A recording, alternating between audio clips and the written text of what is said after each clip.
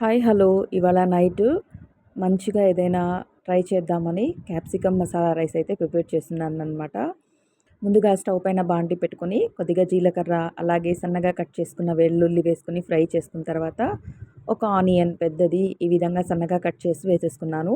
Onion కాస్త fry అయ్యాక ఒక స్పూన్ ఉప్పు అలాగే 1 స్పూన్ కారము అలాగే 1 స్పూను గరం మసాలా వేసుకున్నాను. అలాగే 1 స్పూన్ ధనియా పౌడర్ వేసుకొని ఇదంతా మొత్తం బాగా కలిపేసుకోవాలి.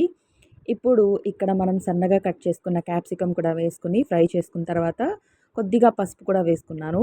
ఇదంతా మంచిగా ఫ్రై అయ్యే టైంలో ముందుగా ఇక్కడ నేనైతే శనగ్గింజలు అలాగే నువ్వులు కొద్దిగా మిరియాలు మంచిగా పౌడర్ అయితే చేసి పెట్టుకున్నాను. వీటిని కూడా ఇందులోకి వేసేసుకొని మనం ఉడికించి పెట్టుకున్న రైస్ని కూడా వేసుకొని మంచిగా కలిపేసుకొని పైన కొత్తిమీరతో గార్నిష్ చేసేసుకుంటే ఎంతో టేస్టీగా ఉండే క్యాప్సికమ్ మసాలా రైస్ అయితే రెడీ అవుతుంది.